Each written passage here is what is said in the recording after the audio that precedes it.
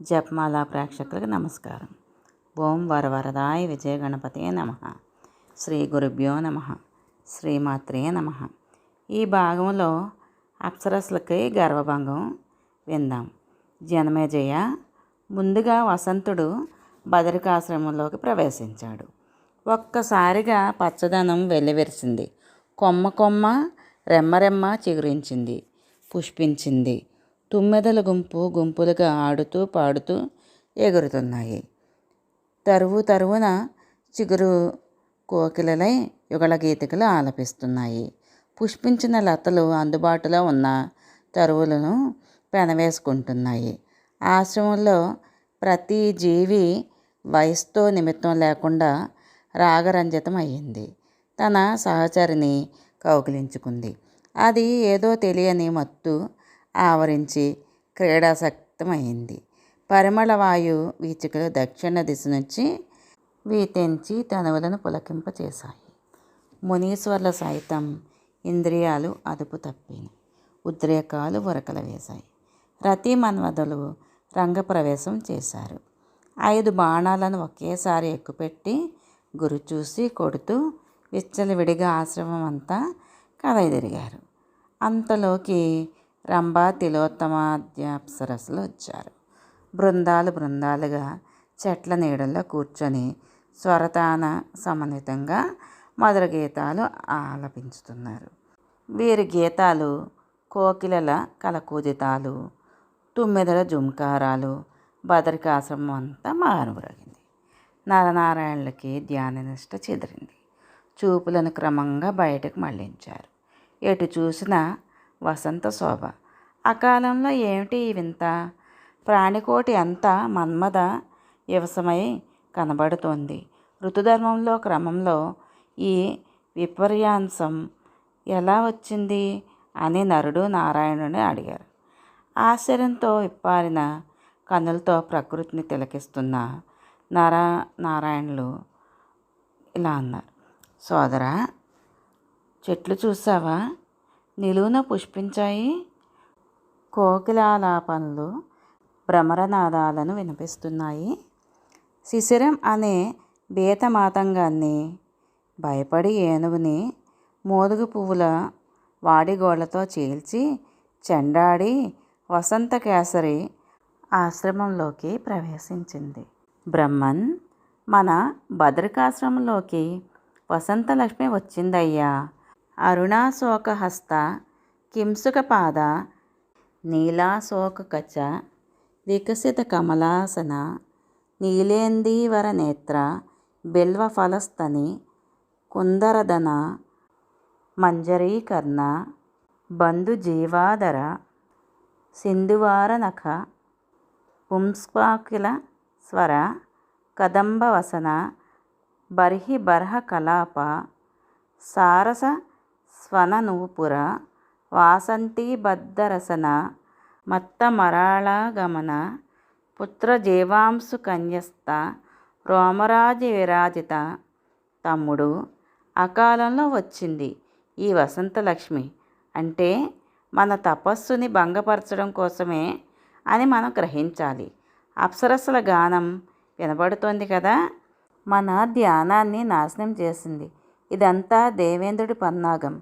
లేకపోతే ఏమిటి ఈ ప్రకృతి వైపరీత్యం? మన తపస్సుకి భయపడి ఇంద్రుడు ఈ పని చేసి ఉంటాడు, సందేహం లేదు. సుగంధ పరిమళాలను వెదజల్లుతూ సుఖస్పర్శంగా వీతెంచుతూ మలయానిలుడు తనువులను పులకింపచేస్తున్నాడు. గమనించావా? ఇంకా సందేహమా? ఇది నిశ్చయంగా శతక్రతుడి దుశ్చర్యయే. నారాయణుడు ఇలా పలుకుతుండగా బండారం బయటపడిందని గ్రహించిన మన్మథుడు ససైన్యంగా కన్నులకు కనిపించకుండా మేనక, రంభ, తిలోత్తమ, పుష్పగంధ, సుకేసి, మహాశ్వేత, మనోరమ, ప్రమద్వర, ఘృతాచి, గీతజ్ఞ, చారుహాసిని, చంద్రప్రభ, సోమ, విద్యున్మాల, అంబుజాక్షి, కాంచనమాల ఇంకా అప్సరస్సుల మొత్తం 16,050 మంది కళకళలాడుతూ కిలకిలలాడుతూ కనిపించారు. అద్భుతమైన సంగీతంతో మానవలోక దుర్లభమైన ఆనందాన్ని పంచిపెట్టారు. నరనారాయణులు ఆశ్చర్యం నుంచి తేరుకోవడానికి అట్టే సమయం పట్టలేదు. ఇంతకీ సంగీత మాధుర్యాన్ని చవి చూపించిన మీకు అద్భుతమైన ఆతిథ్యం ఇచ్చి సముచిత రీతిని సత్కరించడం మర్యాద. ఈ పూటకు మీరంతా దయచేసి ఇక్కడే ఉండండి. స్వర్గం నుంచి శ్రమపడి వచ్చారు కదా, కాసేపు విశ్రాంతి తీసుకుంటున్న ఉండండి, ఉండిపోండి అన్నాడు నారాయణుడు. సరే అన్నారు వారందరూ. నారాయణుడికి స్వాభిమానం పొంగి పొర్లింది. మా తపస్సులను భగ్నం చేయమని పంపించిన ఇంద్రుడికి చేద్దామని వచ్చిన వీరికి తగిన గుణపాఠం నేర్పాలి, తపశ్శక్తి చూపించాలి అనుకున్నాడు.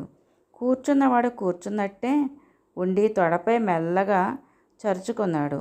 ఒక సర్వాంగ సుందరి ఆవిర్భవించింది. రంభాదులను మించిన అందగత్తె ఊరు నుంచి పుట్టింది కనుక ఊర్వశి అన్నాడు. నారాయణుడు మన్మధుడే కాదు, అప్సరసలందరూ కూడా ఆశ్చర్యచకితులై కళ్ళప్పగించి చూస్తున్నారు. ఒక్కొక్క అప్సరసకు సేవ చేయడానికి ఒక్కొక్క పరిచారికగా 16,050 మంది సుందరాంగులను క్షణంలో సృష్టించాడు. వారంతా నవ్వుతూ ఆడుతూ పాడుతూ రకరకాల బహుమతులను అందిస్తూ అతిథులందరినీ కూడా అద్భుతమైన మర్యాదలు చేశారు. విందు ముగిసింది. నరనారాయణుల ముందు వినయంగా నమస్కరించి నిలబడ్డారు. మరి ఇంకేమిటి ఆజ్ఞ అన్నట్టు. తమ కన్నులను తామే నమ్మలేక, ఆశ్చర్యం నుంచి తేరుకోలేక ఉక్కిరిబిక్కిరి అవుతున్న రంభాది అప్సరసలు నారాయణుడి తపశ్శక్తికి సమ్మోహితులయ్యారు. అందరి కన్నులలోనూ అనురాగం మెలమెలలాడింది. అందరి తనువులు పులకితమయ్యాయి. ముక్తకంఠంతో పలికారు. మహానుభావ, నీ తపశ్శక్తి అమోఘం, నీ ధైర్యం అనన్య సామాన్యం. ఏమని స్తుతించాలో, ఎలా స్తుతించాలో తెలియడం లేదు. నిజానికి మా చూపులు విషం పులిమెన తూపులు. ఇవి సోకి ఇలా నీలా ధైర్యంగా నిలబడినవాడు ఈ సృష్టిలో ఇంతవరకు ఎక్కడా ఎవరు తారసపడలేదు. మీ ఇద్దరి మనసులను మాత్రం కదిలించలేకపోయాం. మీరు దేవాంశ సంభూతులు, అంతర్బాహ్యరింద్రియాలను నిగ్రహించగల నిధులు. దేవేంద్రుడి ఆజ్ఞను కాదనలేక మీ తపస్సులను భగ్నం చేయడానికి ఇటు వచ్చాం. ఇది మా తప్పే, కానీ మా సౌందర్య గర్వం పటాపంచలయ్యింది. నీకు ఓడిపోయాము. అయితే అదే అదృష్టమై మాకు మీ దివ్య దర్శనం లభించింది. మీకు అపకారం తలపెట్టిన మమ్మల్ని క్షమించి మీరు సత్కరించారు. ఇది కేవలం మీ ఔదార్యం. నిజమే, మీ వంటి మహానుభావులు చిన్న చిన్న అపరాధాలకు అలిగి శాపాలిచ్చి తమ శక్తిని వృధాగా వ్యయపరచుకోరు. అప్సరసలు వినయ వినమ్రులై నమస్కరించి నిలబడి ఇలా పలుకుతుంటే నరనారాయణులు చాలా సంతోషించారు. కామ క్రోధాలను జయించి ధర్మాత్ములు కనుక ప్రసన్నవదనులు అయ్యారు. సుందరాంగులారా, మీ వినయానికి మేము సంతృప్తి చెందాము. మీకేమని వరం కావాలో కోరుకోండి, అనుగ్రహిస్తాము. ఇదిగో ఈ ఊర్వశిని మీతో పాటు స్వర్గానికి తీసుకొని వెళ్ళండి. మా కానుకగా మీ దేవేంద్రుడికి సమర్పించండి. మీకు మీ నాయకుడికి శుభమగుగాక. మీరింకా బయలుదేరవచ్చు. ఇటుపైనే ఇంకెప్పుడు ఎవరికి తపోభంగం చేయకండి, వెళ్ళిరండి అని అన్నాడు. నరనారాయణుడి పలుకులకు రంభాద్య అప్సరసలకు ములుకుల్లా సోకాయి. వారిని విడిచిపెట్టి వెళ్ళడానికి మనసొప్పలేదు. నారాయణ మహర్షి, ఎక్కడికి వెడతాం? నీ పాదపద్మాలు ఆశ్రయించాం. ఇక్కడే నీకు సేవలు చేసుకుంటాం. ఇలా ఉండిపోతాం. కోరిన వరం ఇస్తానన్నావు కదా, ఇదే మేము కోరుకునే వరం. అనుగ్రహించు. మాకందరికీ నువ్వే భర్తవు. స్వీకరించు. మా ఆతిథ్యం కోసం నువ్వు సృష్టించిన 16,050 మంది వరాంగనలతో కలిసి ఈ ఊర్వశి స్వర్గానికి వెడుతుంది. మాకు బదులుగా అక్కడ ఇంద్రునికి సేవలు చేస్తుంది. లెక్క సరిపోతుంది. మేము ఇక్కడ నీ సేవలు చేసి తరిస్తాము. మాట తప్పకు. మాకు ఆశాభంగం కలిగించకు. అది స్త్రీలను మరీ హింసిస్తుంది. కామార్తులై వచ్చిన వారిని తిరస్కరించి హింసించడం నీ వంటి ధర్మజ్ఞులు చేయవలసిన పని కాదు. భాగ్యవశం వల్ల స్వర్గం నుంచి ఇక్కడికి వచ్చాము.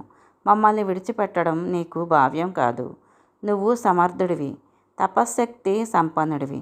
దయచేసి మా అభ్యర్థన అంగీకరించి స్వీకరించు. సుందరాంగంలారా, 1000 ఏళ్లకు పైగా తపస్సు చేస్తున్నాను. జితేంద్రుడినయ్యాను. ఇప్పుడు నాకు నేనే తపోభంగం చేసుకున్నా? ధర్మ వినాశకాలైన తుచ్చ సుఖాల మీద, కామోపభోగాల మీద నాకు ఇచ్చలేదు. బుద్ధిమంతుడెవడు పశుధర్మాన్ని కోరుకోడు. నారాయణ మహర్షి శబ్ద స్పర్శరూప రసగంధాలు 5ంట స్పర్శ సుఖమే ఉత్తమమైనది పెద్దలు చెప్తున్నారు. అది ఆనంద సమూలం. అంతకు మించిన సుఖం మరొకటి లేదు. కాబట్టి మాకు అదే ప్రసాదించు. వరం ఇస్తానన్నావు, మాట నిలబెట్టుకో. మాతో కలిసి నిర్భర సుఖాలను అనుభవిస్తూ ఈ గంధమాగధ పర్వతం మీద స్వేచ్ఛగా విహరించు. ఒకవేళ తపస్సుతో స్వర్గలోకాన్ని పొందామని అనుకుంటున్నావేమో. అది ఈ గంధమాగధం కన్నా అందమైనది, అధిక సుఖదాయకమైనది కానే కాదు. అందరం కలిసి ఇక్కడే క్రీడిద్దాం. అప్సరసలు వేసిన ఈ మెలికకు నారాయణుడు ఉక్కిరిబిక్కిరయ్యాడు. ఏమిటి చేయడమా అని ఆలోచనలో పడ్డాడు. వీరిని అంగీకరిస్తే తపస్సు అంతా గంగపాలవుతుంది. సాటి ముని బృందంలో అపహాస్యం ఎదురవుతుంది. ఇంద్రుడికి వీళ్ళకి బుద్ధి చెబుదామని అహంకరించి వరం కోరుకోమని ఇలా కష్టాల్లో ఇరుక్కున్నాను. ధర్మ వినాశనానికి అహంకారమే మొదటి కారణం. సంసార వృక్షానికి అదే మూలం. పెదవి కదపకుండా అలా మౌనంగా ఉండిపోయినా బాగుండేది. పాడి ఆడి అలసిపోయి వీళ్ళ దారిన వీళ్ళు వెళ్ళిపోయి ఉండేవారు. బోలెడు తపస్సు వ్యయపరిచి వరాంగనలను సృష్టించాను. ఊర్వశిని సృష్టించాను. విందు జరిపించాను. ఇప్పుడు ఇదిగో ఇలా ఇరుక్కున్నాను. వీళ్ళంతా కామార్తులై నన్ను పెళ్ళాడమంటున్నారు. హతవిధి. సాలెపురుగులాగా నా వలలోనే నేనే చిక్కుకున్నాను. ఎలాగోలాగా వీరిని వదిలించుకోవాలి. తిరస్కరిస్తే అలిగి శపిస్తారు. పైగా మాట తప్పిన వాడను అవుతాను. పోనీ క్రోధం వహిద్దామా అంటే అది కామం కంటే ప్రమాదకరం, లోభం కంటే దారుణం. క్రోధం వల్ల హింస జరుగుతుంది. అది సర్వ ప్రాణికోటికి దుఃఖపెడుతుంది. క్రుద్ధుడు అవడం అంటే నరకారామంలో దిగుడు బావి తవ్వుకున్నట్టే. కొమ్మల రాపిడితో పుట్టిన అగ్ని ముందుగా ఆ కొమ్మలను, ఆ చెట్టును దహించి వేసినట్టుగా క్రోధం మునుముందుగా క్రుద్ధుడినే నాశనం చేస్తుంది. ఈ చిక్కు నుంచి ఎలా బయటపడాలో తెలియక దీనుడై లోపల మల్లగుల్లాలు పడుతున్న అన్నగారి మానసిక పరిస్థితి గ్రహించాడు నరుడు. మెల్లగా ఆలోచనలో పాలు పంచుకున్నాడు. అగ్రజ, నారాయణ, శాంత స్వభావుడివై ఆలోచించు. అహంకారం విడిచిపెట్టు. పూర్వం ఒకప్పుడు అహంకారం కారణంగానే మనం చాలా తపస్సును నష్టపోయాం. ప్రహ్లాదుడితో ఘోర సంగ్రామం జరిగింది కూడా. ఒకసారి గుర్తు తెచ్చుకో. అప్పుడు ఎంతగా దుఃఖించామో ఇంత తొందరగా మరిచిపోతే ఎలా? అంచేత క్రోధం జోలికి పోవద్దు.